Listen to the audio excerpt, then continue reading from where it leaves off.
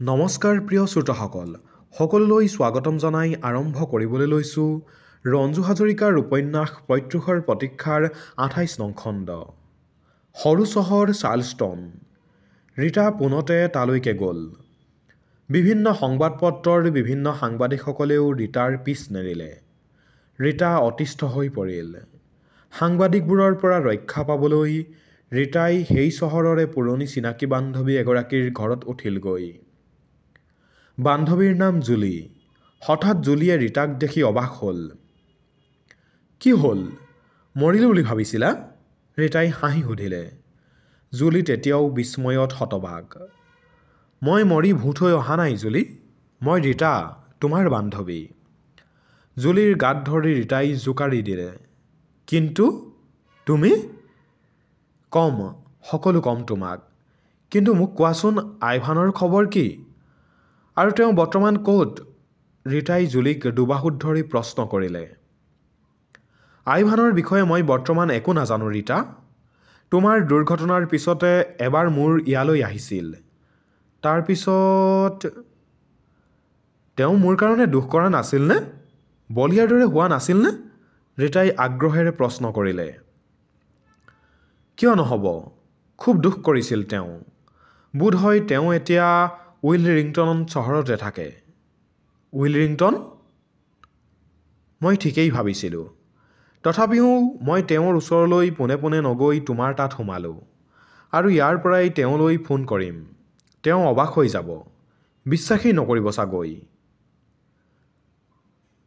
বাৰু এইবোৰ কথা থোৱাচোন এতিয়া।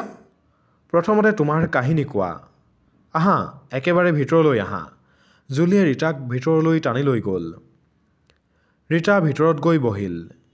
জুলিৰ চকুৰ পৰা তেতিয়াও বিস্ময়ৰ ভাৱ আঁতৰা নাই। মোৰ কাহিনী শুনিবা? ৰীতাই হাঁহি পুনৰ সুধিলে। নিশ্চয় শুনিম। ইমান দিন ক'ত আছিলা? হঠাৎ ক'ত নোহোৱা হ'লা? কিন্তু কিবা অলপ খাই ল'লে ক'বলৈ ভাল লাগিলহেঁতেন। ৰীতাৰ কথাত জুলিয়ে হাঁহি মাৰি ডাইনিং ৰুমলৈ গ'ল। খন্তেক পিছতে নিজ হাতেৰে কিছু আহাৰ তৈয়াৰ কৰি আনি ৰীতাক খাবলৈ দিলে। খাই থকাৰ মাজতে ৰীতাই আৰম্ভ কৰিলে নিজৰ কাহিনী। অবাক হৈ জুলিয়ে ৰীতাৰ কাহিনী শুনি গ'ল। কাহিনী শেষ কৰি ৰীতাই টেলিফোন ডায়েৰীখন হাতত লৈ আইভানৰ নম্বৰটো বিচাৰিবলৈ ধৰিলে। কাৰ নম্বৰ বিচাৰিছা? জুলিয়ে সুধিলে। আইভানৰ। এটা কাম কৰা ৰীতা, জুলিয়ে কিবা ক'ব বিচাৰিলে। ৰীতাই আগ্ৰহেৰে জুলিলৈ চালে। আইভানলৈ ফোন কৰাৰ আৱশ্যক নাই। কাইলৈ পুৱাতে আমি দুয়ো তেওঁৰ ওচৰলৈ যাম। আইভানে তোমাক দেখি হতভম্ব হ'ব। এতিয়া ফোন কৰি জনোৱাৰ আৱশ্যক নাই। ঠিক আছে, কাইলৈ তুমি ওলাবাতো? ৰীতাই সুধিলে। নিশ্চয়, কিয় নাযাম? আইভানে যে কি ভাবিব তোমাক দেখিলে, জুলিয়ে ক'লে। ৰীতাই হাঁহিলে। পিছে এইবাৰ কিন্তু নেৰিছোঁ। মইতো গৈয়ে আইভানক বিয়াৰ বিষয়ে সুধিম। তোমালোকৰ বিয়াখন সোনকালে হৈ যাওক, আমিও ফূৰ্তি কৰিম, জুলিয়ে ক'লে। বিয়াৰ বিষয়ে হ'ব বাৰু। ৰ'বা, মই গাটো ভালকৈ ধুই আহোঁ। বাথৰুম যে কি বস্তু মই পাহৰিয়েই পেলাইছোঁ। অৱশ্যে তাত নিজৰাৰ পানীত মুক্তভাৱে গা ধোৱাৰো এক বেলেগ আমেজ আছে। জুলিয়ে ৰীতাক বাথৰুমলৈ লৈ গ'ল। তুমি ইয়াত যিমান সময় ইচ্ছা হয় সিমান সময় গা ধুব পাৰা। নিজৰাত গা ধোৱাৰ দৰেই লাগিব। কিন্তু তোমাৰ গা ধোৱা চাবলৈ মইনো ক'ৰ পৰা কিকুচিৰ দৰে যুৱক এজন পাওঁ। অসভ্য কৰবাৰ। জুলিৰ কথাত ৰীতাই কৃত্ৰিম খং দেখুৱালে। জুলি হাঁহি হাঁহি আঁতৰি গ'ল। ৰীতা বাথৰুমৰ ভিতৰলৈ সোমোৱাৰ লগে লগে জুলি আকৌ আহিল নিজৰ কাপোৰ অলপ লৈ। ৰীতা, এইখিনি কাপোৰ যদি বেয়া নোপোৱা তুমি পিন্ধিব পাৰা, জুলিয়ে ক'লে। ধন্যবাদ জুলি, মই তোমাক কাপোৰৰ কথা ক'ম বুলি ভাবিছিলোঁৱেই। মোৰ এইবোৰ কাপোৰৰ কথাটো তোমাক কৈছোঁৱেই, ৰীতাই হাঁহি ক'লে। জুলি আঁতৰি যোৱাৰ পিছত ৰীতাই দেহৰ সমস্ত কাপোৰবোৰ খুলি সম্পূৰ্ণ নিৰাভৰণ হৈ বাথটাবত সোমাল। বহুদিনৰ মূৰত আকৌ এনেদৰে গা ধুবলৈ পাই ৰীতাই এক বেলেগ আমেজ অনুভৱ কৰিলে। বহু সময় ধৰি পৰি থাকিল বাথটাবৰ মাজত। তাৰ পিছত বাথটাবৰ পৰা ওলাই ৰীতা শীতল পানীৰ ছাৱাৰটোৰ তলত থিয় হৈ ছাৱাৰৰ নবটো ঘূৰাই দিলে। দেহৰ পৰা সমস্ত ফেনবোৰ পানীৰে ধুৱাই লৈ গ'ল। ৰীতাই নিজৰ বক্ষযুগললৈ চালে।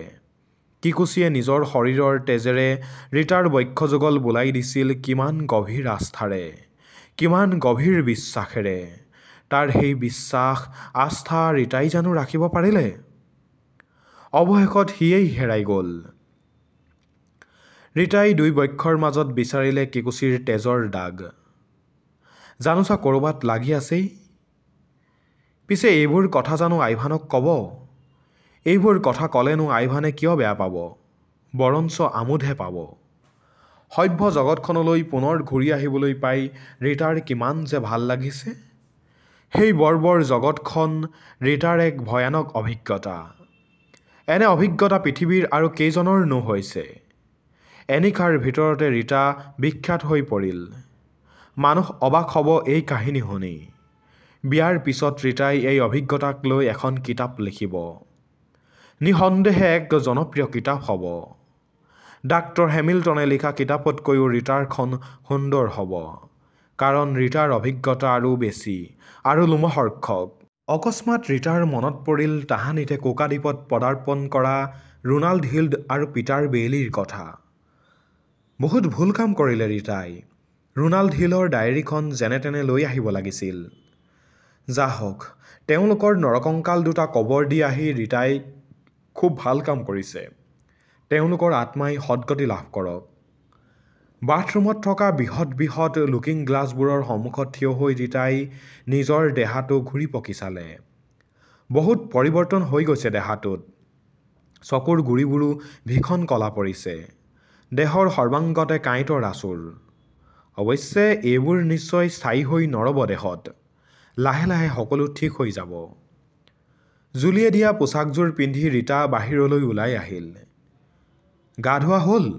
কেনেকুৱা লাগিল গা ধুই? জুলিয়ে হাঁহি সুধিলে। খুব ভাল লাগিল। সকলোবোৰ ক্লান্তিৰ যেন আজিহে পৰিসমাপ্তি ঘটিছে। তুমি তোমাৰ ঘৰলৈ নোযোৱা? যাম। প্ৰথমতে আইভান, তাৰ পিছতহে আন চিন্তা। মোৰ লগত আইভানো যাব মোৰ ঘৰলৈ। উইলিংটনৰ পৰা ডাৰ্লিন, তাৰ পৰা ৱাৰ্ছৰ পৰা নিউয়ৰ্ক। এনেতে ফোনটো বাজি উঠাত জুলিয়ে গৈ ক্ৰেভেলৰ পৰা ৰিচিভাৰটো উঠাই লৈ ক'লে, হেল্ল', আপুনি কোনে কৈছে? মই জুলি এনথ্ৰ'। আপুনি? ধন্যবাদ, মই আপোনাকে বিচাৰিছোঁ। মই দি ডন পত্ৰিকাৰ অফিচৰ পৰা কৈছোঁ। বাৰু, ৰীতা স্কেলিকনি নামৰ মহিলাগৰাকী, যিগৰাকীক নৰখাদকৰ দেশৰ পৰা এনচেষ্ট্ৰেছ নামৰ জাহাজখনে উদ্ধাৰ কৰি আনিছে, তেখেত দেশৰ পৰা আপোনাৰ ঘৰত আহি উঠিছেহি নেকি? দুখিত, তেওঁ আহিছিল, কিন্তু গ'লগৈ, জুলিয়ে ক'লে। গ'ল? ক'লৈ গ'ল জানেনে? বোধহয় ডাৰ্লিনলৈ যাব। তাতে তেওঁৰ ঘৰ। তেখেতে আমাক এটা সাক্ষাৎকাৰ দিয়াৰ প্ৰতিশ্ৰুতি দিছিল। আপোনাক সহায় কৰিব নোৱাৰি মই দুখিত, এইবুলি জুলিয়ে ৰিচিভাৰটো থৈ ৰীতালৈ চাই হাঁহিলে। কোনোবা সাংবাদিক? ৰীতাই সুধিলে। দি ডনৰ পৰা সুধিছিল। তুমি সাক্ষাৎকাৰ দিয়াৰ কথা কৈছিলা? মই আইভানক লগ নোপোৱা পৰ্যন্ত কাকো সাক্ষাৎকাৰ নিদিওঁ। এতিয়া অলপ আৰাম কৰি লওঁ। জুলি আৰু ৰীতা দুয়ো বিচনাত বাগৰ দিলে। সঁচাকৈয়ে তোমাৰ এটা সাংঘাতিক অভিজ্ঞতা হ'ল, জুলিয়ে ক'লে। সেই দিনবোৰৰ কথা ভাবিলে মোৰ কিবা সপোন সপোন লাগে। গা শিয়ৰি উঠে কিছুমান দৃশ্যৰ কথা মনত পৰিলে। তুমি কল্পনাই কৰিব নোৱাৰা যিবোৰ ঘটনাৰ সন্মুখীন মই হৈছিলোঁ। সেই নাভাৰো দ্বীপটোত মোৰ বাৰে আতংকৰ বাহিৰে আন একোৱেই নাছিল। কেতিয়াবা উদ্ধাৰ হ'ব পাৰিম বুলি তুমি বাৰু ভাবিছিলানে? কেতিয়াবা ভাবিছিলোঁ যে এদিন নহয় এদিন মই ইয়াৰ পৰা যাম। পাৰিমেই। কিন্তু কেতিয়াবা মন একেবাৰে হতাশ হৈ পৰিছিল। আইভানৰ কথা মনলৈ আহিলেই মই ভাবোঁ যে এদিন নহয় এদিন মই ঘূৰি যামেই। কিন্তু যিদিনা কিকুচিয়ে সিহঁতৰ দেৱতাৰ আগত তাৰ তেজেৰে মোৰ বক্ষ ৰঞ্জিত কৰিলে, তেতিয়াই মই সকলো আশা এৰি দিলোঁ। নিজকে বৰ্বৰ সমাজৰ বাসিন্দা যেন লাগিছিল। কিকুচিয়ে চাগৈ তোমাক খুব ভাল পাইছিল। সিয়েইতো মোক কেইবাবাৰো আসন্ন বিপদৰ পৰা উদ্ধাৰ কৰি মোৰ প্ৰাণ ৰক্ষা কৰিছিল। আৰু শেষত গৈ সি প্ৰাণ দিব লগা হ'ল।